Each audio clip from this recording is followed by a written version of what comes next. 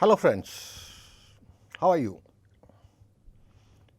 I am Dr. Yashwant Joshi, the Vice President of NPTEL, that is National Association of Palliative Care for Ayush and Modern Medicines. I will be speaking to you regarding spirituality because we had been talking about in all our classes of palliative care that palliative care is basically a teamwork. And when I say teamwork means there is a team, nobody is a leader. The team members works on their specialties. We have got medical people, medical specialists looking after symptom and pain management. We have got psychologists, we have got social workers looking after the sociology, social aspect. We have got caregivers who give constant care to the needy patients. We have got spiritual people who generally talk about spirituality and explain to the patients the real meaning of life. So, in that connection, spirituality is also an important part of palliative care. The presentation has been prepared by Dr. Harjot Singh from Sri Guru Ramdas University of Health Sciences, located near Amritsar, and he is the secretary of the Punjab chapter of NPTEL. What is spirituality? Actually, spirituality people had been defining, but you just cannot pinpoint that this is the real definition of spirituality. It's a fluid concept, fluid in the sense it is there is something like spirituality, but it means different things to the different people based on their religious beliefs and what they have been taught during their grooming days by their parents. And therefore, people tend to define it in very different ways. Some associate it with their concept of God and some do not. I personally say there is lots of difference between religion and spirituality. Religion is basically in what or which God you have full faith and what are the rituals you basically follow. So, that comes in the realms of religion. But when something about superpower and about your capabilities, and when you start thinking, who am I, what am I, and why have I come in this world, what is the purpose? After all, we understand, we are very logical people, very scientific way, we keep asking questions. So, you must be thinking, what is the purpose of life? Why birth and then why death, People ask the questions. If God has made it and God is a very good person, then He must create happiness all around. And why there is happiness, unhappiness, some people are very happy and some people are miserable. Why? So, different ways people take it. However, it is generally agreed that spirituality is connected with it is connected with so many things, but it's connected with sufferings, and your belief in God, belief in spirituality responds to your sufferings. It may not eliminate, but somehow we will see later on, and it does teach you, does give some meaning to you about your life, and that is what we will just see. Why do we discuss spirituality in palliative care? Palliative care basically works on the concept of total care, and in total care we have got physical illness, we have got mental problems, we have got social problems, we have got spiritual problems also. So, all these problems they combine, and therefore, we need to address the spiritual problems of the individual also to give focus on total palliative care aims.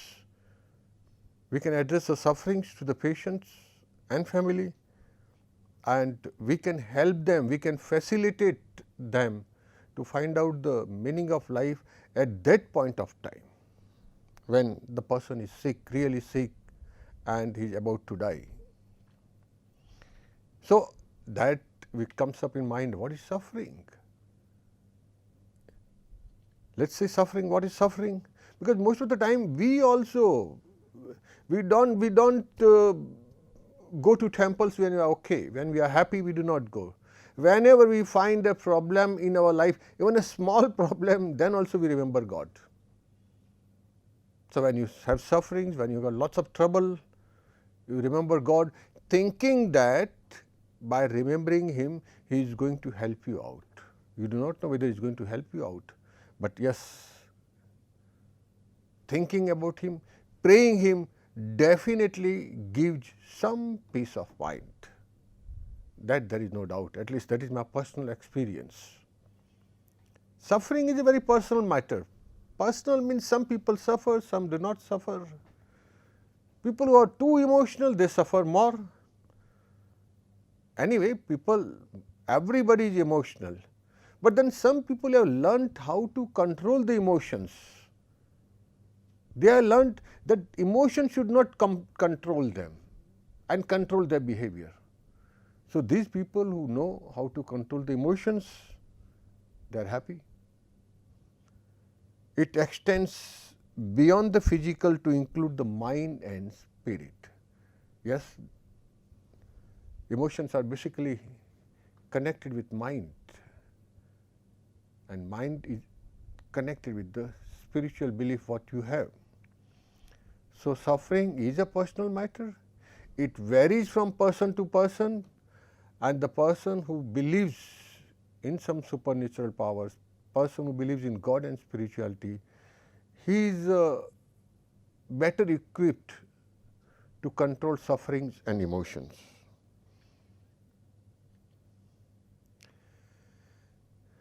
What is suffering? That is a situation in which we experience emotional pain. Being stuck in unpleasant emotions, whether the cause may be big or small. It includes self-criticism, feelings of unworthiness, annoyance, frustration, stress, sadness, and unjustified negative reactions.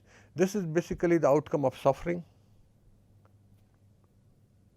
Whenever you commit a mistake, whenever a child does not score well in his or her annual examination, he starts criticizing himself. Why I did not work, I should have worked, and I should have scored better marks.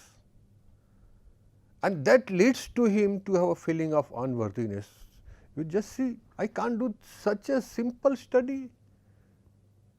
I got a good home, I got a good study room in my home, my parents are looking after, but I can't give the results. So, from self-criticism, he goes and he feels that he is unworthy of this position, So, then he gets annoyed, frustration, and then that causes real suffering. That brings lots of negative emotions in the mind. This is the suffering from a just simple incident that a child did not score well in the annual exam. Now, there are so many issues, so many situations which come up in the life, and higher you grow in age, higher you grow in position, in family strength, in society, more and more troublesome experiences you are going to face, and every troublesome experience will bring a basket of suffering for you. So, it is up to you whether to learn to manage that thing or not, how to address suffering. This is a book by Viktor Frankl, Man's Search. Meaning means the purpose. what is the purpose of life?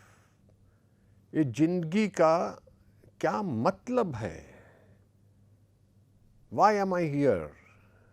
Why should I live? Why should I work for the society? Why should I work for myself? There are so many questions which remain unanswered till you live. Let me tell you, we really do not know what is the definition of life also for that matter. In a way, chronologically I can say that life is nothing but a period between your birth and death, but that is not the actual life, what we are thinking, what we are experiencing.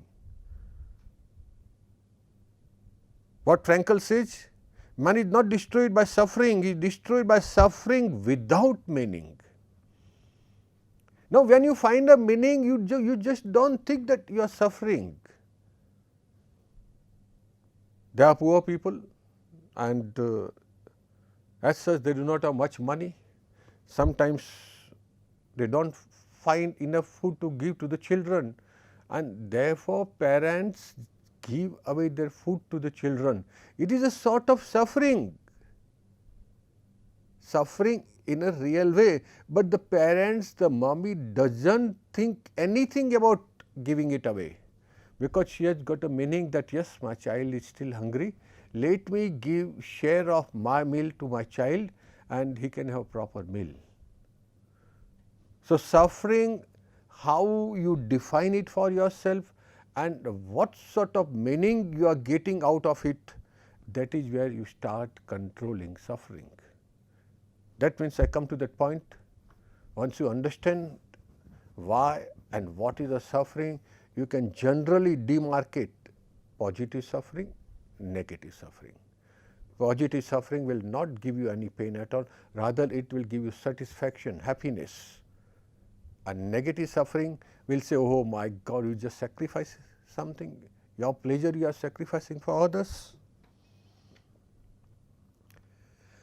And therefore, when you are talking about suffering, this is so far I just spoke about suffering normally as a word, but now I will discuss about suffering in the context of palliative care, and particularly during the stage of end of life of the patient. Dying is an experience of loss. Of course, I haven't experienced any death so far. I have seen certain, I have gone through some situation in my life that I was facing the real danger, but I haven't experienced death. If I had that experience, I wouldn't have been standing in front of you. So, yes, dying is an experience of loss to my relatives. To me, whether I live, yes, I can understand, but when I die, I do not know whether I lost something or not, because I can't say anything when I am dead. Philosophical experience of morality, will all eventually die, blends and bursts into the urgent view of dying. I will die very soon. That is a philosophical experience.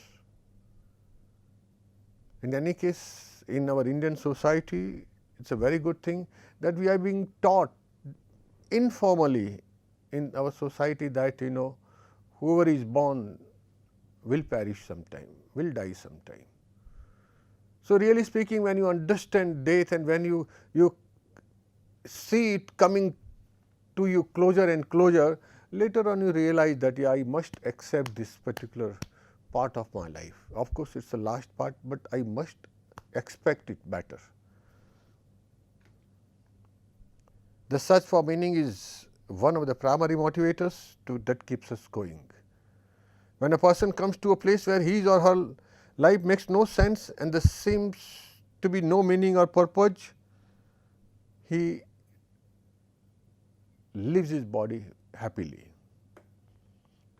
For the meaning of life differs from man to man, from day to day and from hour to hour. What matters therefore is not the meaning of life in general, but rather the specific meaning of a person's life at a given moment. So, I can say a meaning of life differs from time to time, from place to place. So now at this junction, what is the meaning of my life? It's just I want to speak to you. I want to converse with you. I want to give you my ideas about sufferings and how that can be made tolerable in a palliative care way. So this becomes my meaning of life presently. Overall, it's a very big concept, and I'm certain at some stage of life, particularly when you cross 70, like what I had done, you generally come to know. If you are satisfied with your life, you know what is the purpose, what is the meaning of your life. So that is how the suffering leads you to some sort of creative thinking, something, some introspection, and that brings you to the concept, not a concept, to the reality of spirituality. And then you understand spirituality is basically, it is our relationship. When we are in the right relationship, we feel a sense of joy, a sense of peace, a sense of meaning, a sense of being comfortable in our own skin. It feels like a type of homecoming, a kind of belonging. So spirituality to me, let me tell you, spirituality to me now, when I am alive and when I am capable of running around, I can say it is helping the needy people. It is doing something what brings a smile on somebody's face. And when I go nearer to death, spirituality to me, that I should not and I will not have any regrets about my life, whatever it is, however the death comes, in whatever situation it comes to me. If I understand that, and if I keep that tranquility, that balance of my mind during that stage, I think that becomes my spirituality. Spirituality teaches you how to lead a good life, happy life in every stage of way, every stage, whether happy or sad moments. It's in our daily life, normal ways, and there is nothing different from what our parents have told us. This concept of spirituality is in our blood, is in our way of life, and therefore we generally say Hinduism or otherwise all other religions associated with Hinduism, they say religion is nothing, it is a way of life, how you lead a life, happy life, making yourself happy and making others happy. And this is what my mother has taught me, and this is what I had taught my children, and the same is the case for you people. Learn to forgive, practice gratitude, demonstrate appreciation, always speak some good words about others, give and receive. What we are doing now, I receive first and then give. Every time I ask a question, इसमें मुझे क्या मिलेगा? What am I going to get out of this? I want to receive first and then give. Reverse of it is true when you talk about happiness and spirituality. Give away, and when you give away, God will give you something. When I keep donating and spending money for the worthy causes, the top man who is lying in the heaven, we call him God, he will see my pocket is empty. And now it is the time to fill the pocket of Dr. Yashwant Joshi so that again he can give it away. Give and receive. Cultivate compassion. Love with empathy, that is compassion. Spiritual issues which can be settled by understanding the purpose and meaning of life, and these issues are suffering, losing meaning and purpose, loss of abandonment, guilt or shame, losing trust, no reconciliation, losing hope, loss of abandonment. That happens two ways, that is what you think. Firstly, in a worldly ways, that you think that your family has left you alone. And that is where we people from palliative care come into account. In palliative care, we say that whatever happens, we may not be able to cure your disease, but will try and heal your soul. Will give some sort of peace of mind to your soul, and we are not going to leave you till you die. We will not run away from this situation at all. So, socially that issue is settled. Now, if person keeps on thinking that, you see, by giving me this disease and pulling me out of this earth, it is not a good thing. God is not doing a good thing. He has abandoned me. He left me in desert, thirsty and hungry. So, if that is the cause, then one has to try and get the meaning of life, and whatever he is doing, God is doing, it may be for some reason after all. So, one understands this worldly concept and the spiritual concept of abandonment, then that issue will be settled on its own. Why do we need? We want to understand the philosophy of life. We want to have a trusting relationship with the outside world, relatedness to nature and people,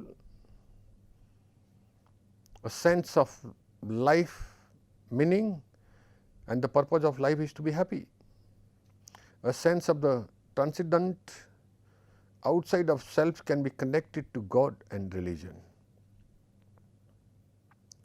Practice listening to patients' fears, hopes, pains and dreams, and that is where in communication skills we talk about active listening.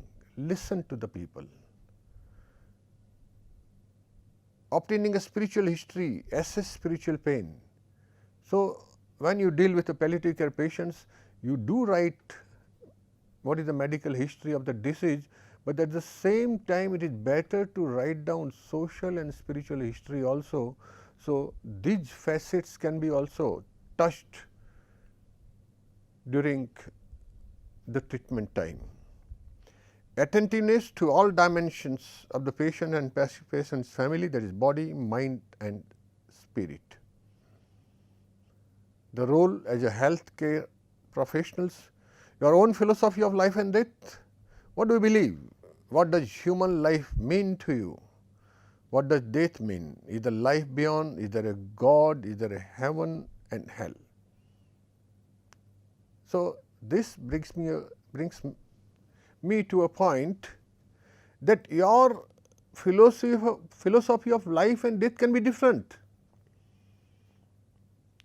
Only thing that you must remember, that you should not dump, you should not force your views on the patient's philosophy of life. Let him or have her own philosophy and try and befriend and slowly explain and just say that you are also correct, but try and find out purpose and meaning of life in your own spiritual ways. You must be comfortable and confident in what you believe in order to help others, or you will be threatened and fearful when confronting death and dying in your patients. Identify your emotional and physical limitations. So, being a doctor, you also must understand it is your spiritual duty to help the patients in a rightful way. That is what you have been taught in your medical colleges. If you do something wrong, then definitely the questions will keep cropping up in your mind that God, is he going to ask me, why did I do this thing wrongly? So, it is a matter of your spirituality. Be truthful, be helpful. After all, for a doctor, medicine is just not a profession, it's something that you give it out to the society, you help the needy people. Spiritual pain, suspect spiritual pain, establish a conducive atmosphere to find out about the spiritual pain. You should have a proper history, spiritual history, the belief history of the patient. Express interest, ask specific questions, listen for broader meanings, be aware of your own beliefs and biases. Explore meaning, value, personal of the illness. burden, control, independence, dignity, faith, religious life, spiritual life, but this got to be done in a very gentle way. And you have to see that the patient really wants to discuss about these issues. You can't force your own ways. You have to create a particular situation in which patient is willing to tell you, yes, this is what I believe, can I get it like this?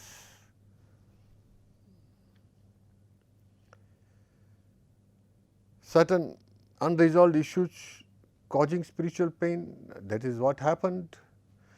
If you are not leading a truthful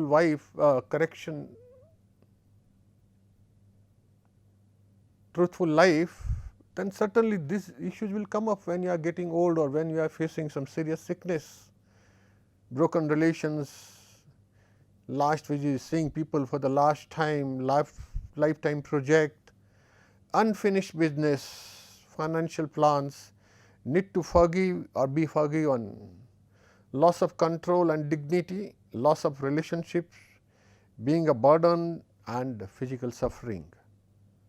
So, these issues should be, it is better that we lead such a life that such issues do not arise, and certain issues will arise like unfinished business, then we must plan our life in such a way that we are in a position during our lifetime or maybe after we die, our family should be in such a position that all those unfinished business can be tied up by our children or the living spouse, whatever the case may be.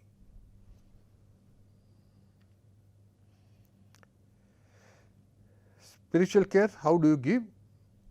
Be attentive, listen to the spiritual story of the patient, encourage the search for meaning, keep them engaged in such talk, but talking about such points definitely gives you some peace of mind, because you are getting interior, inside, some sort of introspection, Atma Manthan, that is what is happening.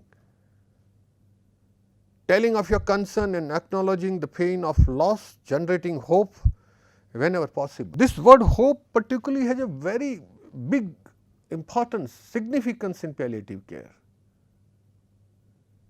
We as palliative care people never lose hope. We keep hoping till eternity, and that is we want to teach patients that keep hoping well. Of course, do not give false hopes, but then something can happen after all. If there is no hope, if there is no possibility that some change, some good change, some pleasant change will come across, then you are a dead person. So, generate hope. You first have a hope in your own capabilities, particularly in God, and that generate the same hope within the mind of your patients. Owning your limitations, hope, it should be organized religion, that is hope comes through belief system. P, that is a personally, once you start practicing that belief system, automatically you have hope in yourself as well as in God. And effects on medical care and end of life issues. You have trust on the medical system of India. Source of faith, meaning, comfort, strength, peace, love and connection. So, find out all these things, what do you hold on to during difficult times, just carry out sometimes, okay, where do you hope more and where you lose hopes, and how hope continues in your life struggle. Here, medical care, certain situations do come in the life where you lose faith, you lose trust on medical system, particularly about doctors and their practices. It may be true in certain cases, but after all, this whole medicine, the medical colleges and the students and doctors, they are basically being trained to serve the people in the difficult times. If you do not generate trust on them. Of course, it is a two-way traffic.